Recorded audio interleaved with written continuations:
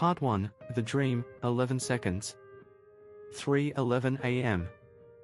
The sound of the alarm isn't a beep, it's a heartbeat. Each pulse slower than the last. When I open my eyes, the room isn't my room. It's too bright, too wet, too full of air that tastes like copper and static. The digital clock on the nightstand reads 3:11 a.m., glowing crimson through fog. The numbers flicker, then distort, 0110111.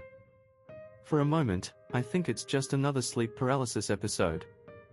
I've had them since I was 8, since Mum vanished. But then I smell smoke. Not dream smoke, real smoke, hot and sharp, burning the inside of my nose. I'm already running. The hallway around me stretches like elastic, every footstep echoing as if inside a metal throat. The walls are hospital white, but bleeding through them are numbers, glowing red digits that smear like graffiti, 11, 11, 11, hundreds of them, crawling downward like raindrops. A woman's voice hums over the intercom. Not speaking, humming.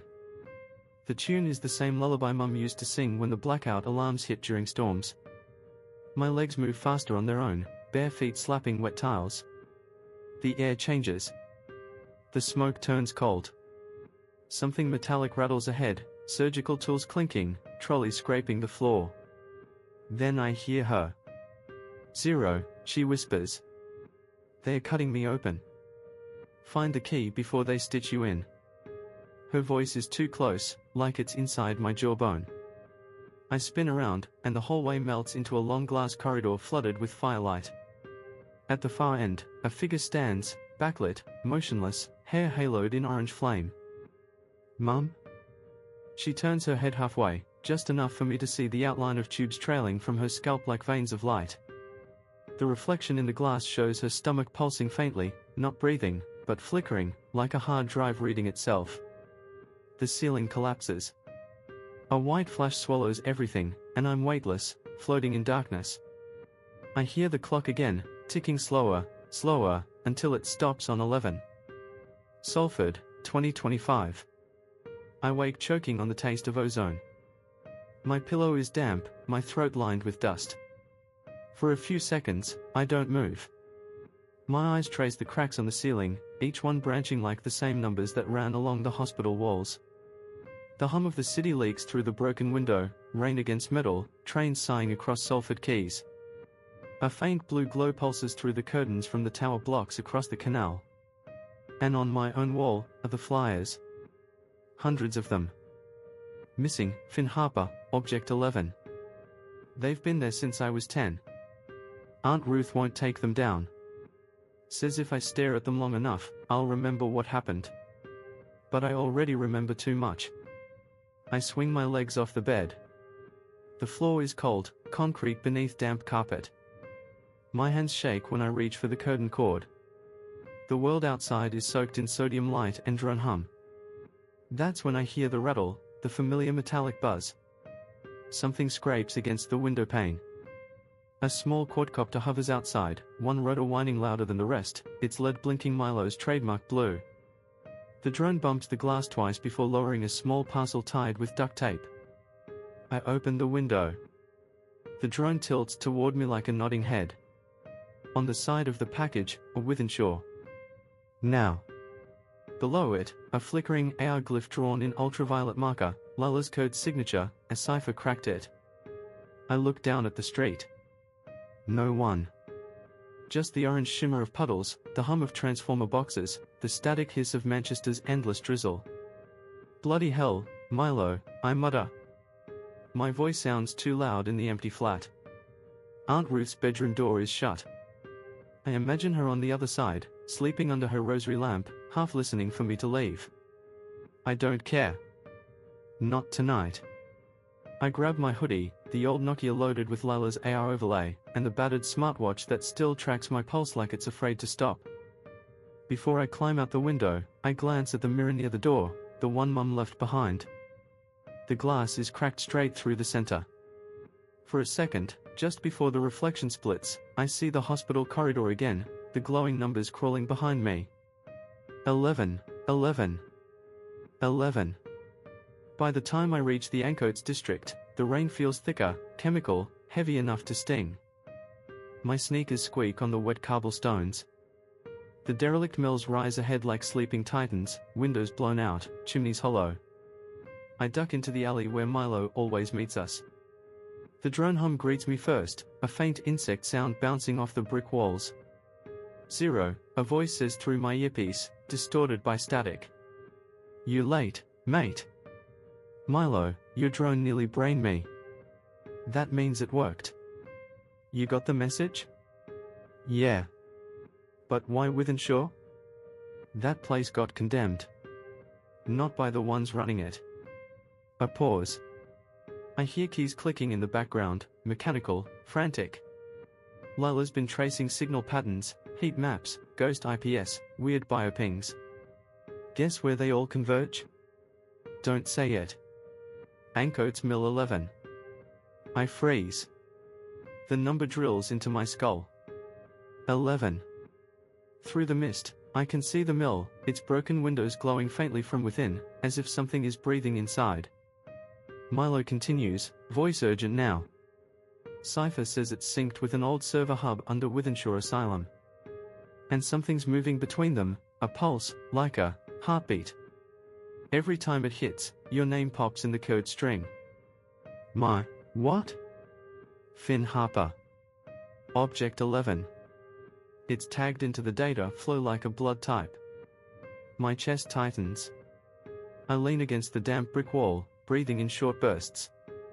Mate, Milo says softly now, you still dream about her, right? About Evelyn? I don't answer. I can feel static prickling the back of my skull. Then this is your shot. Cypher cracked the path in. We go tonight. Something buzzes overhead, another drone, bigger this time. It circles, scanning the alley, its red sensor light washing over my face. Then a voice cuts through the static, faint, familiar, whispering right into my earpiece. 0, they are cutting me open. My vision blurs. The walls ripple. For half a heartbeat, the rain reverses direction, droplets rising instead of falling. And from the direction of the mill, a flicker of light pulses once. Twice. 11 times. I whisper into the comm, Milo, she's awake. Part 2, The Holder's Hunter. Manchester's dawn is metallic, a violet sky, sodium haze, the hum of transformers leaking through drizzle. I follow the drone's path east, hoodie pulled up, earpiece whispering Milo's voice like a ghost in my skull. 0, heat signatures alive. 4 tracks moving toward Mill 11. 2 human, 2, unknown. Unknown. Milo always says it like a challenge, not a warning. I slip through the fence, barbed wire slack, metal wet and bitter against my palms. The mill yawns open ahead, windows black as lungs. Inside, a silence. Then the low-frequency hum again, steady, surgical. The air tastes of rust and ozone. Every step vibrates up my legs like walking on a speaker cone. Lila? I whisper. Static, then her voice, calm and focused. I'm in the security feed. Thermal shows a corridor alive with motion, but the building's power grid is offline. Someone's ghosting it. She means they're drawing electricity from nowhere, same trick she pulled when she made street lamps pulse to her music. But this is different. The hum is biological, heart rhythm mapped to current. I pass broken looms and decayed brick pillars, phone light cutting through steam from puddles that should be cold but aren't. The screen flickers once, binary bleed scrolling up the AR overlay. 01101011, the same code that woke me at 3:11. Then something flashes in peripheral vision, a trail of red footprints across dust. They glow faintly, as if printed by heat, leading deeper into the mill. 0, you're following blood signatures, Milo mutters. Whatever left them, it's still warm. I know. My own voice sounds detached, like I'm listening to a playback. And the trail ends exactly where? Pause. Elevator shaft. Sub-level 11. Of course it does. The elevator doors are half open, sealed by corrosion. I wedge the crowbar from Milo's toolkit and pull, metal screams like something alive. A current of hot air rises from the shaft, chemical and sweet, almost like burnt plastic. Milo arrives in person then, sneakers squeaking, drone circling above his head. He's smaller than me but moves like a bundle of caffeine and static. His goggles flash blue data lines. Found you.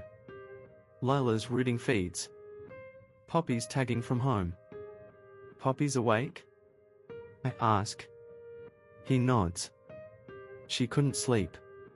Said she heard Mum humming through the tablet speaker. The words freeze me. Evelyn? He shrugs, half smile, but his eyes don't meet mine. You tell me.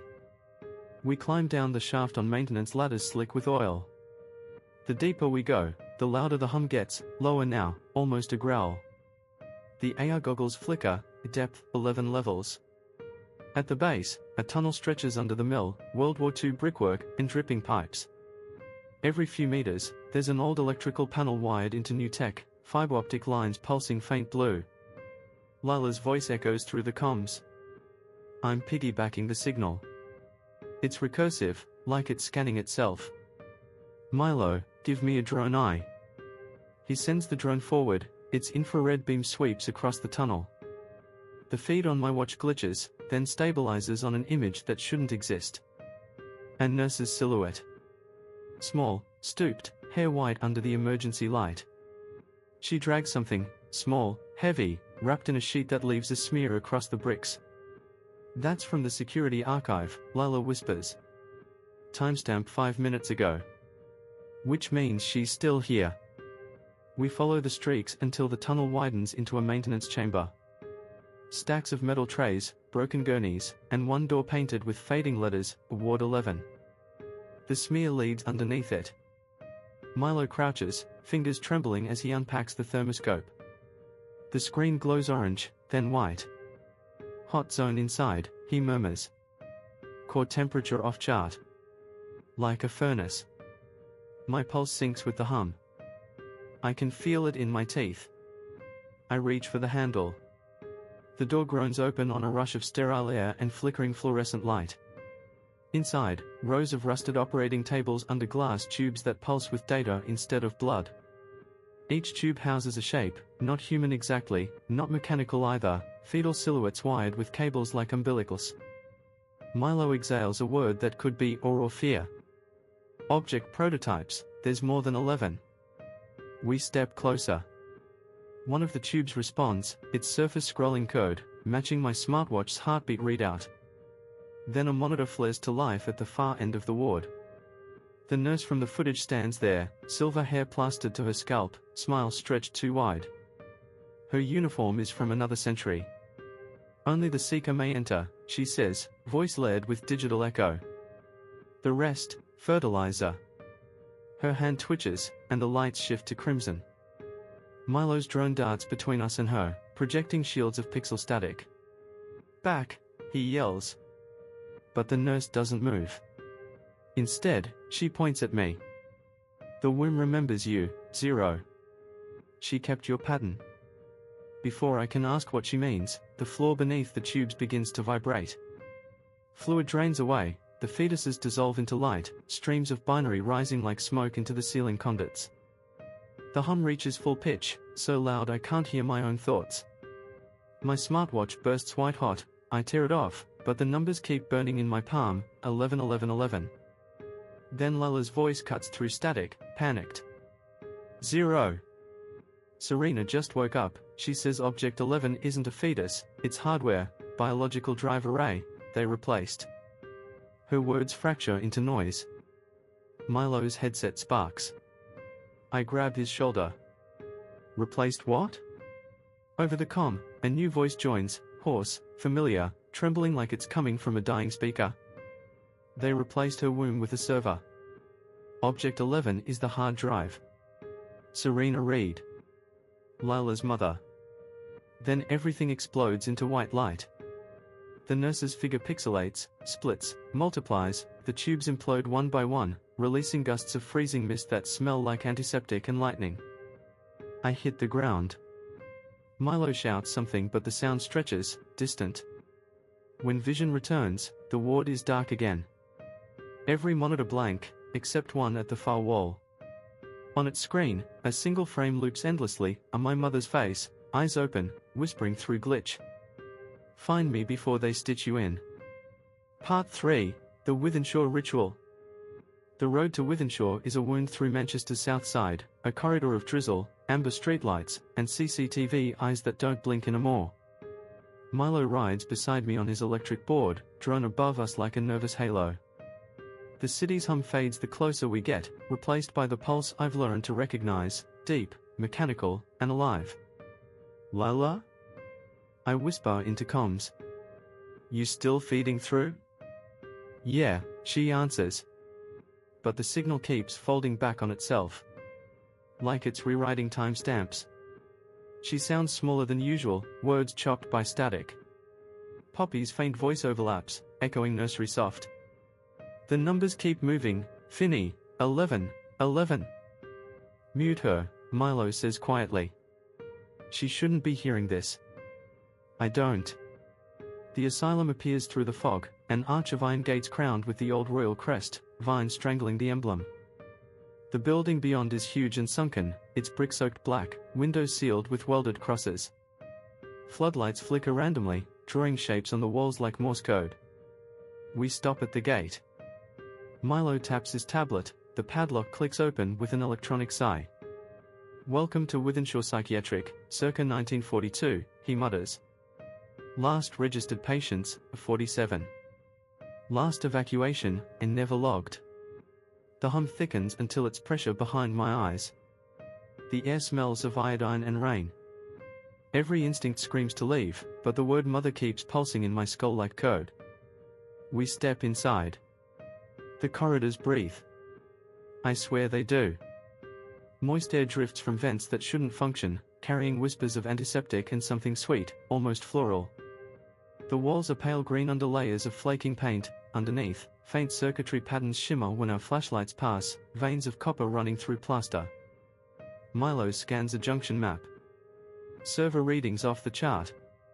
Cause dead center. Sub-basement ward 11. Always 11. We pass what used to be the reception hall. Desks overturned, wheelchairs rusted. A mural on the far wall shows nurses tending soldiers, faces blurred as if the paint had melted. One of the figures turns its head slightly as our light sweeps across. Milo swears and swings his beam back, nothing there. The comm cracks alive. Lila's breathless. You're on live feed. My overlay sees motion signatures around you, dozens. People? No. PowerPoints. Like every outlet's breathing. We reach a heavy door marked Theatre Beat Ward 11. My palm tingles when I touch the handle. Temperature drop, 5 degrees in one heartbeat. Inside, a rows of surgical lamps hang from the ceiling, all glowing faint amber though the mains are off. The floor is metal grating over glass tanks full of viscous fluid, bubbles rising slow. And on the central table, a figure under translucent film. I know the outline before I pull it back. Evelyn Harper. Mum. Skin wax white, chest still. Beneath her ribcage, something pulses, a faint blue light cycling like a heartbeat. Her abdomen isn't flesh anymore, it's smooth glass, beneath which cables twist in spirals. Milo steps closer, eyes wide behind his goggles. 0, her stomach's a display. The light flickers, QR patterns forming, vanishing, reforming. I lift my phone. My hands are shaking. I don't know why I scan it, only that I have to. The screen blazes to life, an old video feed, timestamped the 11th of March 2012 3:11 a.m. A surgical theater, cleaner than this one, full of shadows in white coats. My mother on the table, younger, conscious, eyes wide with terror. A doctor leans into frame, voice calm. Subject E11 viable. Commencing integration. The singularity will require womb memory. Holders 1 through 10 failed to retain host mind. This one carries potential. He holds up a device, metallic seed glowing with runes of code. He slices, the feed distorts, sound clipping into a mechanical chant. Object 11 will birth the singularity. 538 objects equals God code. The image glitches. My mother screams once, and the video freezes mid-breath. Then her recorded eyes flick sideways, at me. 0. The voice from the speakers whispers, overlapping present and past, they stitched you in already. My phone dies, smoke curling from the port. Every monitor in the ward ignites, spilling binary light across the ceiling. The pattern races down wide.